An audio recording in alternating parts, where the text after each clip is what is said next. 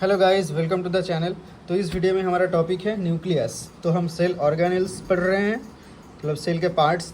तो उनमें से बहुत इंपॉर्टेंट पार्ट है सेल का न्यूक्लियस। न्यूक्लियस क्या होता है? मतलब कंट्रोलिंग अथॉरिटी होता है, ठीक है, सेल का। मतलब एक सेल में मान लेते हैं ये सेल है, सेल के अंदर न्यूक्लियस रहता है, उसके अंदर और एक पार्ट होता है जिसे हम बोलते हैं न्यूक्लियोलाई, और बहुत सारे सेल ऑर्गेनेल्स रहते हैं। जैसे ये एक माइटोकॉन्ड्रिया हो गया, और क्या एंडोप्लाज्मिक रेटिकुलम हो गया, ऐसे ही गोल्गी अपैरेटस हो जाएगा, ऐसे ऐसे करके मतलब बहुत सारे ऐसे सेल पार्ट्स रहते हैं जिनमें से इसे हमें जानना है, इस पार्ट को जिसे हम बोलते हैं न्यूक्लियस। अभी ये जो न्यूक्लियस है ये क्या होता है? ये present in all dividing cells. Dividing cells क्यों? मतलब सारे सेल हमारे बॉडी के डिवाइडिंग नहीं होता है, डिवाइड नहीं कर पाते हैं। तो वो सब सेल, वो सारे के सारे सेल्स में ये ज़रूरी नहीं है कि उनमें न्यूक्लियस हो भी सकता है, नहीं भी हो सकता है, लेकिन जिस सेल को डिवाइड होना है उसमें न्यूक्लियस होना ही चाहिए। ठीक है, ये बात समझ में आ गया? तो ऐसा नहीं है कि जिस सेल डिवाइड नहीं कर सकता उसमें न्यूक्लियस नहीं है, ठीक है, उसमें न्यूक्लियस रह भी सकता है, नहीं भी सकता है। जैसे जैसे हमारा मसल सेल हो गया, हमारा न्यूरॉन हो गया, ये सब डिवाइड नहीं कर पाते हैं। तो ये सारे के सारे सेल्स में तुम्हारा वो होता है, न्यूक्लियस प्रेजेंट होता है। लेकिन जैसे मान लो आरबीसी हो गया, आरबीसी जो एक सेल, वो एक सेल है लेकिन वो डिवाइड नहीं कर पाता है। तो लेकिन उसमें मतलब उसमें न्यूक्लियस नहीं है, मतलब जहाँ पे न्यूक्लियस नहीं है वो सेल कभी डिवाइड नहीं कर पाएगा। और जहाँ पे न्यूक्लियस है, मतलब जिस सेल डिवाइड करने की पोटेंशियल रखता है, उसमें न्यूक्लियस होना बहुत ही ज़रूरी है। न्यूक्लियस के सिवाय डिवीजन नहीं होगा। तो ठीक है, तो इसमें क्या क्या होता है न्यूक्लियस में? इसी छोटे से न्यूक्लियस में क्या क्या होता है? जो कि यहाँ पे होता है क्रोमोसोम। यहाँ पे बहुत इंपॉर्टेंट स्ट्रक्चर होता है, क्रोमोसोम से फॉर्म होता है 23। हमारा जो डिप्लॉयड सेल है, डिप्लॉयड सेल में क्या होता है? 23 पेयर्स ऑफ क्रोमोसोम होता है। 22 प्लस एक्स इन फीमेल्स और 22 plus X Y in males. ठीक है, ये सब मेल और ये फीमेल में। तो ये इतने सारे क्रोमोसोम्स रहते हैं। मतलब टोटल कितना होता है? 46 टोटल क्रोमोसोम होता है। ठीक है, डिप्लॉयड सेल में। डिप्लॉयड और हैप्लॉयड सेल में इसका आधा होगा, 23 इन ह्यूमन्स। ओके, तो ये जो इसका जो एक एक क्रोमोसोम है, ये 46 क्रोमोसोम में से एक एक क्रोमोसोम जो है वो होता है blueprint for all genetic expression. मतलब उसमें सारे के सारे कॉपीज रहता है वो सारे के सारे क्रोमोसोम में। क्रोमोसोम ऐसे दिखते हैं, मतलब यहाँ पे एक सेंट्रोमियर हो गया ऐसा। हाँ, ये एक क्रोमोसोम हो गया, एक टिपिकल क्रोमोसोम का स्ट्रक्चर। तो इसी एक क्रोमोसोम के अंदर बहुत सारे कॉपीज़, जेनेटिक एक्सप्रेशन के कॉपीज़ रह जाते हैं। ठीक है, जिसके वजह से हमारे जेनेटिक एक्सप्रेशन या तो हम में फिनोटिपिकली प्रेजेंट होता है, या फिर तुम्हारा जेनरेशन टू जेनरेशन वो ट्रांसमिट होते रहते हैं। अभी ये देखो, ये क्रोमोसोम कैसे फॉर्म होते हैं। क्रोमोसोम ये इसका और भी अगर डिटेल्स में एनालाइज करें तो क्या होता है? देखो, एक डीएनए होता है, एक स्ट्रक्चर।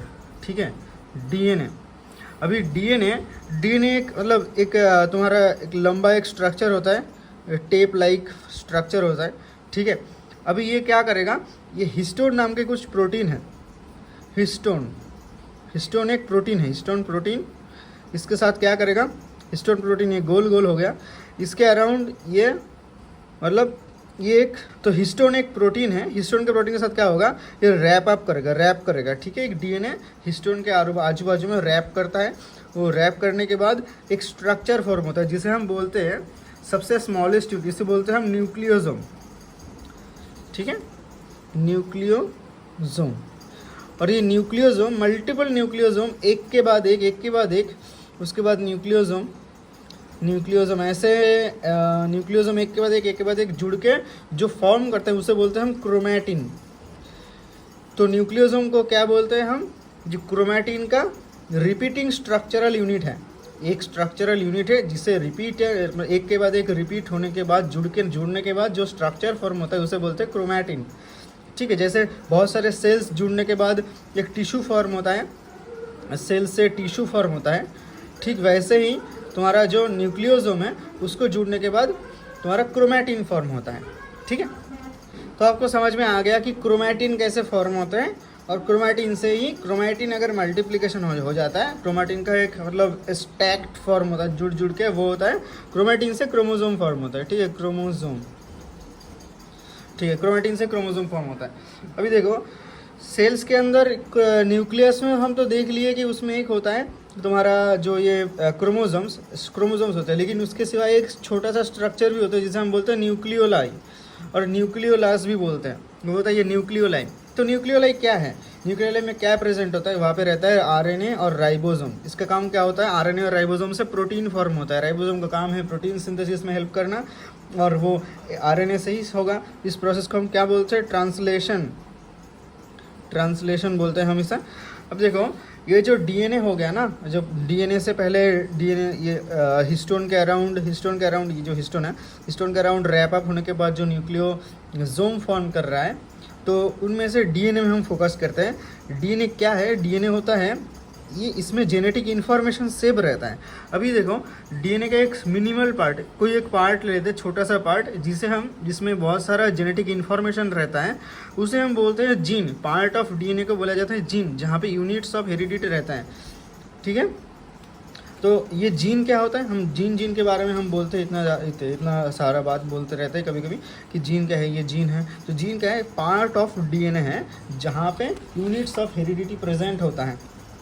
अभी देखो ये जो न्यूक्लियस है, न्यूक्लियस का जो एक्चुअली स्ट्रक्चर में फोकस करते हैं, ये जो न्यूक्लियस है, इस पोर्शन को, न्यूक्लियस के इस पोर्शन को थोड़ा एक जूम करके हम देख लेते हैं। यहाँ पे इसको ड्रॉ कर लेता है, यहाँ पे ड्रॉ करना है हमें। ये हो गया सर्कुलर एक न्यूक्लियस का स्ट्रक्चर बना रहे हैं हम, बस हम समझाने की कोशिश कर रहे हैं और बस समझने की कोशिश कर रहे हैं, कोई आर्टिस्टिक ड्राइंग नहीं कर रहे हैं। ये हो गया न्यूक्लियस का, ये आउटर न्यूक्लियर मेम्ब्रेन, ये है inner nuclear membrane, sorry inner, ये आउटर है, आउटर न्यूक्लियर क्योंकि बाहर रहता है, ये इनर रहता है, इनर न्यूक्लियर मेम्ब्रेन। अभी देखो ये वही लिखा है, न्यूक्लियर मेम्ब्रेन का आउटर स्ट्रक्चर और इनर स्ट्रक्चर होता है। यहाँ पे कुछ मतलब चैनल प्रोटीन रहता है, ठीक है, कुछ चैनल प्रोटीन रहता है, ऐसे दो ड्रॉ कर लेता है।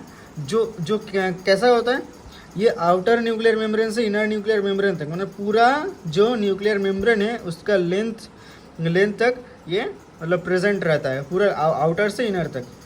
इसका काम क्या होता है, देखो इसका काम होता है कुछ सब्सटेंसेस को बाहर से अंदर लेके आना, कुछ सब्सटेंसेस को अंदर से बाहर लेके जाना। अब देखो दो प्रोटीन में से एक प्रोटीन बाहर से अंदर लेके आ रहा है कोई सब्सटेंस को, ठीक है, और एक तुम्हारा जो प्रोटीन है, जो तुम्हारा जो चैनल प्रोटीन है, वो और एक चीज़ को बाहर लेके जा रहा है। अभी देखो ये जो पूरा एक कॉम्प्लेक्स स्ट्रक्चर है, अंदर और बाहर जो ले रहा है, जो चैनल प्रोटीन, इसको हम एक साथ में बोलते हैं nuclear pore complex, NPC, nuclear pore complex. ये फॉर्म होता है एक्सपोर्टिन्स, जो बाहर लेके जा रहा है, इसे हम बोलते हैं एक्सपोर्टिन, और इसे जो अंदर लेके आ रहा है इसे हम बोलते हैं इम्पोर्टिन। तो इम्पोर्टिन्स और एक्सपोर्टिन्स को लेकर के न्यूक्लियर पोर कॉम्प्लेक्स फॉर्म होता है। Okay, nuclear pore complex. अभी देखो ये जो सब्सटेंसेस है, इसका कुछ स्पेशलिटी होना चाहिए न्यूक्लियस के अंदर और अंदर से बाहर, बाहर से अंदर, अंदर से बाहर, मतलब इसका ट्रांसमिशन के लिए। तो क्या स्पेशल कैरेक्टर्स होना चाहिए उसमें, ये जो सब्सटेंसेस में एक सीक्वेंस फॉर्म में प्रेजेंट होना बहुत ज़रूरी है, ये सब्सटेंस में रहना चाहिए, जिसे बोलते हैं nuclear localization sequence. Nuclear localization sequence ये प्रेजेंट होना सब्सटेंस में बहुत ज़रूरी है। क्यों इसे मूव करना है through the nuclear pore complex. अगर ये तुम्हारा सब्सटेंस अगर एक्सप्रेस नहीं होगा, सब्सटेंस के अंदर ये सीक्वेंस अगर एक्सप्रेस नहीं होगा, तो ये वाला जो सब्सटेंस है ना ही अंदर से बाहर जा पाएगा, ना ही बाहर से अंदर आ पाएगा। तो ये होता है न्यूक्लियर लोकलाइजेशन सीक्वेंस। तो ये है हमारा जो न्यूक्लियर पोर कॉम्प्लेक्स का जो कि न्यूक्लियर मेम्ब्रेन में प्रेजेंट होता है। आउटर मेम्ब्रेन से इनर मेम्ब्रेन तक इसका स्पैन मतलब इसका तुम्हारा प्रेजेंस रहता है, आउटर से इनर तक। तो इसका ये सब कुछ टिपिकल कैरेक्टरिस्टिक्स है, ठीक है। अब ये न्यूक्लियस का काम क्या है, न्यूक्लियस में तो तुम्हारा जेनेटिक इन्फॉर्मेशन रहता है, वो डीएनए में और मतलब क्रोमोसोम में, एक्चुअली क्रोमोसोम में वो सब रहता है। तो उसको एक्सप्रेस कैसे होता है, वो सारा जेनेटिक इन्फॉर्मेशन एक्सप्रेस कैसे होता है, उसे हम जानते हैं जिस कॉन्सेप्ट के थ्रू, जिसे उसे बोलते हैं हम central dogma of life. Central dogma of life क्या है, देखो डीएनए से रेप्लिकेशन के थ्रू डीएनए फॉर्म हो सकता है और एक कॉपी डीएनए, जिसे हम बोलते हैं क्या, रेप्लिकेशन बोलते हैं, ठीक है।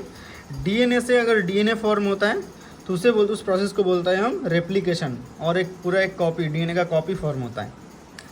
यही डीएनए से वो उसका इन्फॉर्मेशन एमआरएनए में जाता है, जिसे हम बोलते हैं ट्रांसक्रिप्शन प्रोसेस।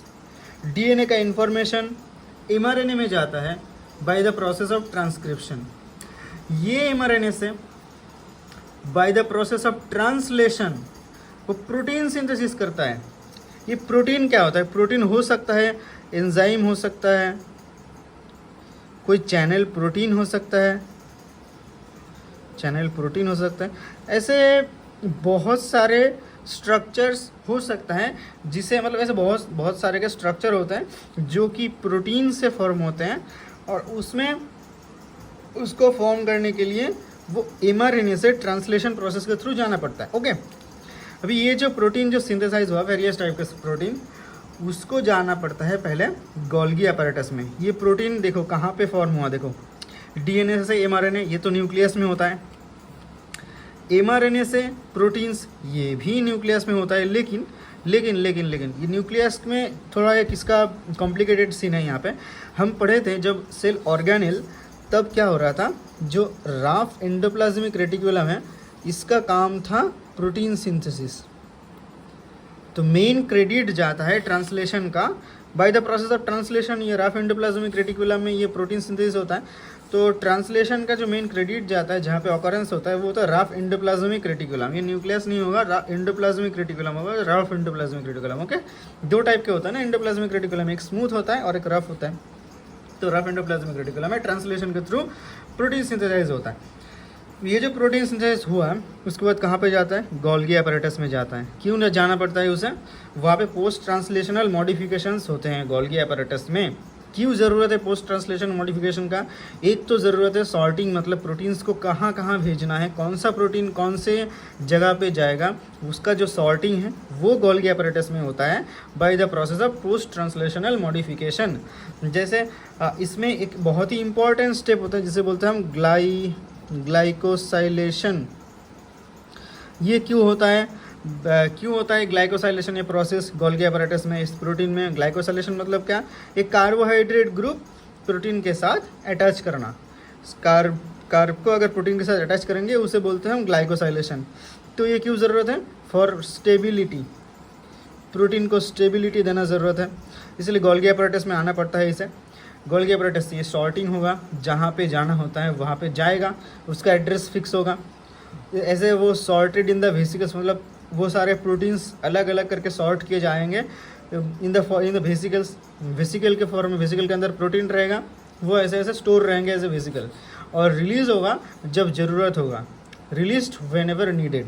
ये पूरा का पूरा जो सिनारियो है डायग्राम में, इसे हम बोलते हैं सेंट्रल डॉग्मा ऑफ लाइफ, जो शुरू होता है न्यूक्लियस से और ख़त्म होता है हमारे प्रोटीन के एक्सप्रेशन से, ठीक है। तो यही था हमारा न्यूक्लियस का कुछ छोटा मोटा कॉन्सेप्ट। आई थिंक आपको समझ में आ गया होगा। तो मिलते हैं नेक्स्ट वीडियो में, टिल देन गुड बाय।